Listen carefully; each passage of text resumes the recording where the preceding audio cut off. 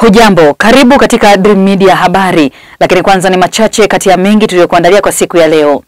Serikali kupitia Wizara ya Maendeleo ya Jamii, Jinsia, Wanawake na Makundi Maalum imesema ipo mbioni kuwa na sheria ya wazee inayotoa ainisho la kutaka kuwatambua wazee, kuwatunza na kuwakomboa katika umaskini. Mawaziri wa mambo ya nje wa Brazil, China, Urusi na nchi nyingine wanachama wa muungano wa BRICS wanaendelea na mazungumzo yao kwa siku ya pili leo mjini Rio de Janeiro, yanayolenga kutafuta msimamo wa pamoja dhidi ya sera za kibiashara za Rais wa Marekani Donald Trump.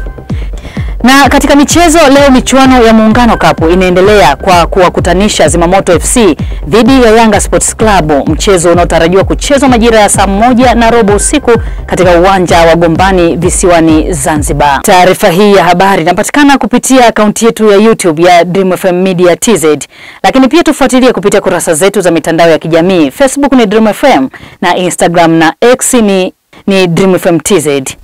Na sasa ni muda wa kuziangazia kwa kina taarifa tulizokuandalia kwa siku ya leo, na uko nami Resta Fares.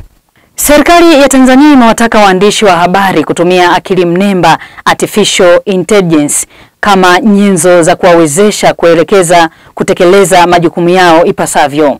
Hayo yamesemwa leo na Waziri Mkuu wa Jamhuri ya Muungano wa Tanzania Kassim Majaliwa alipokuwa mgeni rasmi katika maadhimisho ya siku ya uhuru wa vyombo vya habari yaliyofanyika katika ukumbi wa mikutano wa Grand Melia jijini Arusha. Maadhimisho hayo yanalenga kubadilishana mawazo na kufanya majadiliano kuhusu fursa na changamoto katika sekta ya habari. Zaidi, Waziri Mkuu Majaliwa amesema serikali inaendelea kushirikiana na waandishi wa habari ili kukuza uhuru wa vyombo vya habari nchini. Zaidi tumsikilize Waziri Mkuu Kassim Majaliwa. Ndugu wanahabari, wageni waalikwa, serikali inaendelea kuahidi kuendelea kushirikiana na nyie na wadau wote wa sekta habari kwa lengo la kulinda na kukuza uhuru wa habari hapa nchini. Na tunapoadhimisha siku ya uhuru wa vyombo vya habari duniani, sisi wanahabari wa Tanzania tunapaswa kuhakikisha kwamba akili mnemba inatumika kama nyenzo ya kuwezesha wanahabari na sio kikwazo kwa uhuru wa habari. Na katika dunia hii ya sasa, vyombo vya habari vinakutana na changamoto nyingi, tena nyingine ni mpya, ambazo zinatokana na maendeleo ya teknolojia, ambapo akili mnemba inachukua nafasi kubwa katika uzalishaji na usambazaji wa habari. Na kwa hiyo faida ya kauli mbiu ya mwaka huu ni kubwa na lazima tuizingatie.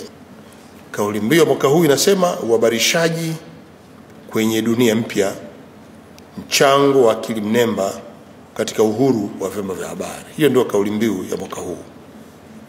Kauli mbiu hii inalenga kujadili athari za teknolojia ya akili mnemba katika uendeshaji wa vyombo vya habari na uhuru wake wa vyombo vya habari.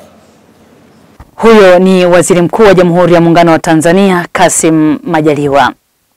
Serikali mkoani Mbeya imewataka mafundi mkoani humo kuendelea kujielimisha, ikiwa ni pamoja na kuwa na weledi unaotakiwa hususan katika utendaji wao wa kazi ili kuthaminisha fani zao.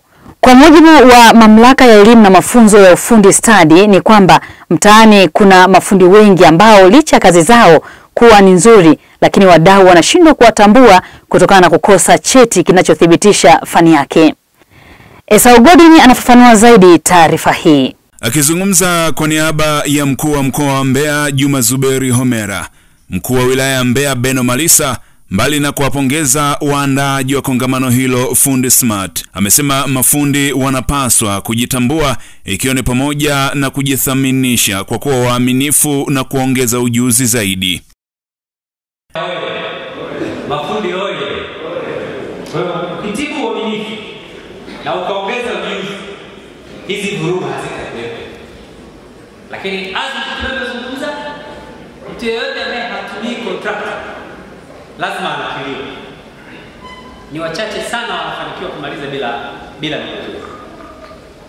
Kwa tutumie kongamano hili kuhakikisha tunajiongezea ujuzi, hususan kwenye maeneo mengi, lakini na hilo hasa utaalamu wa kujua Kiswahili cha biochemistry.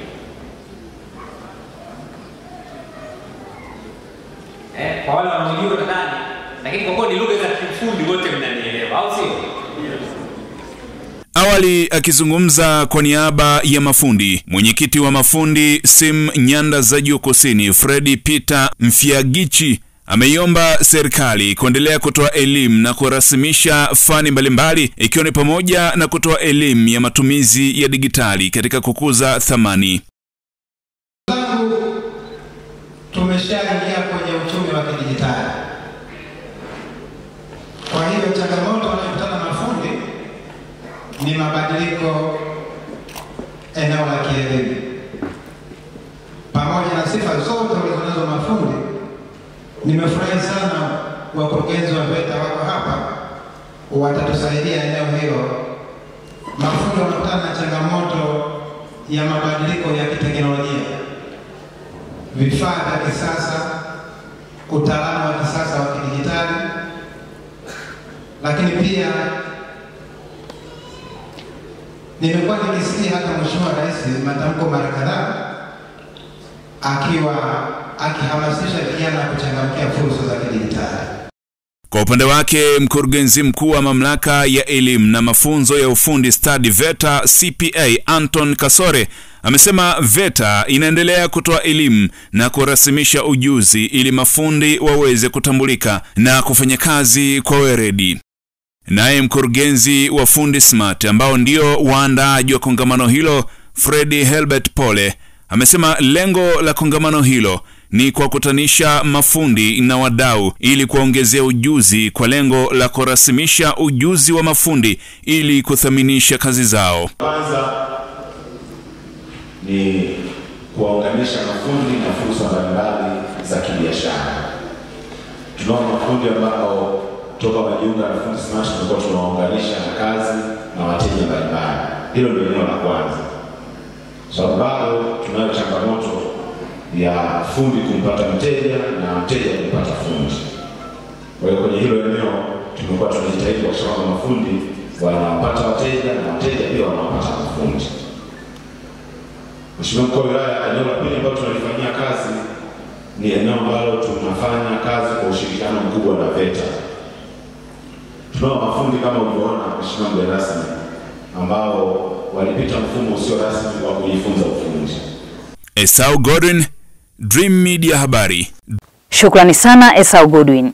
Kwa makuu ya nchi, kilichojiri ni Wizara ya Maendeleo ya Jamii, Jinsia, Wanawake na Makundi Maalum imesema ipo mbioni kuwa na sheria ya wazee inayotoa ainisho la kutaka kuwatambua wazee, kuwatunza pamoja na kuwakomboa katika umaskini. Kwa mujibu wa naibu waziri wa nchi ofisi ya waziri mkuu, kazi, vijana, ajira na wenye ulemavu Patrobas Katambi, ni kwamba katiba inatoa haki ya wazee kupitia ibara ya 11 ibara ndogo ya kwanza inayoeleza kuhusiana na haki ya kupata msaada kutoka kwa jamii, hasa kwa kundi la wazee wakati wa maradhi au ulemavu. Zaidi tuungane na mwanahabari Claudi Elias. Leo bungeni jijini Dodoma kumeibuka neno la tumaini ambapo mbunge wa viti maalum Dr. Christina Mzava aliyetaka kufahamu mpango wa serikali kuja na sera ya kuwapatia posho wazee wote nchini kama inavyofanyika visiwani Zanzibar. Akijibu swali hilo, naibu waziri wa nchi ofisi ya waziri mkuu, kazi, vijana, ajira na wenye ulemavu Patrobas Katambi amesema serikali imesema itaangalia uwezekano wa kufanya hivyo. Kuhusu kinga na haki ya wazee, naibu waziri Katambi amesema kuwa imekuwa nchi ya pili Afrika kwa kuwa na sera ya wazee ya mwaka 2003.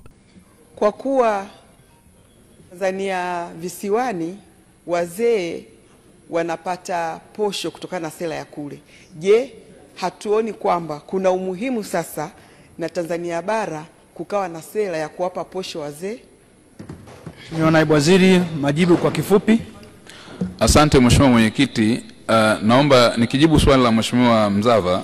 Ni kweli kwa upande wa Tanzania visiwani wameanza utaratibu huo, na sisi kwa sera yetu hii ambayo ni ya mwaka 2003, moja ya maeneo ambayo yamewekewa mkazo ni pamoja na hili la kuangalia hali za kiuchumi na kuwanusuru wazee katika lindi la umaskini na changamoto za kiuchumi. Kwa hivyo nimelipokea na tutaendelea kulifanyia kazi kupitia ofisi ya waziri mkuu, lakini pia wizara husika, ili kuweza kuona hali ya kiuchumi, kama itaruhusu basi hiyo itatekelezwa. Asante Mheshimiwa.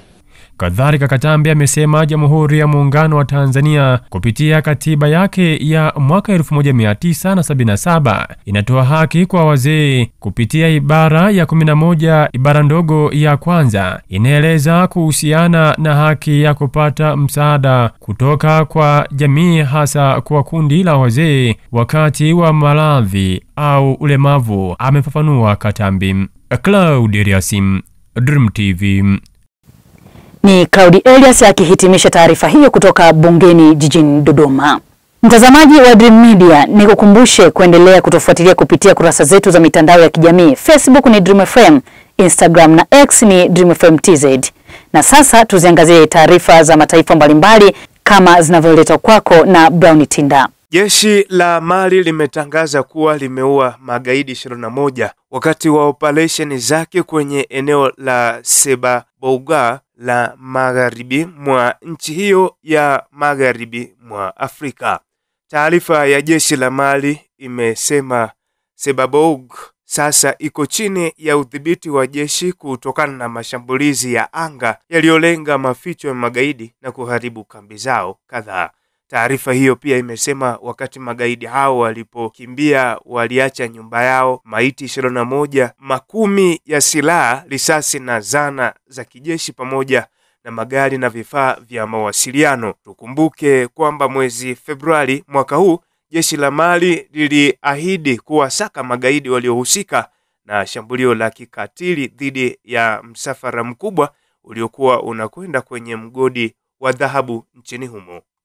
Shirika la kimataifa la kutetea haki za binadamu la Ulaya na Mediterania, Euromed Human Rights Monitor, limeyatoa madai ya utawala wa kizayuni wa Israeli kwamba majeshi yake yanapambana na wapiganaji wa Hamas huko Gaza, likisisitiza kuwa kwa uchache wa 94% ya waathirika wa mashambulio ya kinyama ya utawala huo ni raia. Euromed imesema majeshi ya utawala gasibu wa Israeli yamewaua Wapalestina 345 na kuwajeruhi wengine 770 ndani ya kipindi cha siku 7 tu kuanzia Aprili 20 hadi 26. Kwa mujibu wa Euromed, zaidi ya nusu ya Wapalestina waliouawa shahidi katika kipindi hicho cha wiki moja walikuwa watoto 16%, kati yao walikuwa wanawake na 8% walikuwa ni wazee.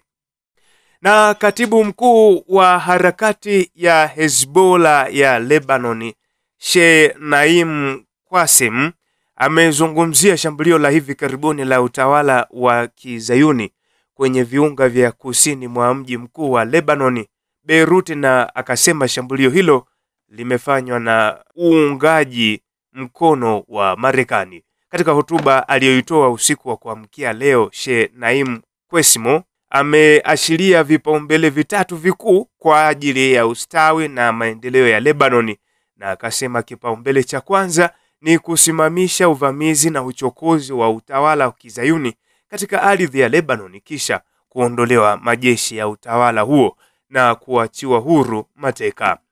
Televisheni ya taifa hilo imesema kuwa katibu mkuu wa Hezbollah amesisitiza msimamo wa harakati hiyo ya kuawama wa kuendelea kuheshimu makubaliano ya usitishaji vita. Mtazamaji, huyo ni Brown Tinda katika habari za mataifa mbalimbali.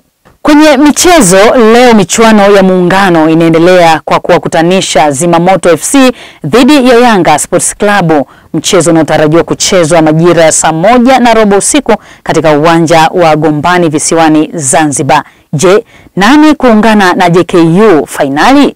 Huyu hapa Johnny Jerome akikuletea mkusanyiko wa habari za michezo. Kubwa zaidi katika michezo siku ya leo ni baada ya nusu fainali ya kwanza ya michuano ya Muungano Cup kuchezwa siku ya jana na JKU kutinga hatua ya fainali kwa kuwaondosha Azam FC. Lakini leo pia michuano hiyo itaendelea kwa kuwakutanisha Zimamoto dhidi ya Young Africans majira ya saa 1:15 usiku pale visiwani Pemba, Zanzibar, uwanja wa Gombani. Lakini kimataifa, michuano ya ligi ya mabingwa barani Ulaya kuendelea siku ya leo, hatua ya nusu fainali ikiwa nusu fainali ya kwanza ikiwakutanisha klabu ya Arsenal dhidi ya PSG majira ya saa 4 usiku, huku Arsenal wakianzia nyumbani katika nusu fainali hiyo.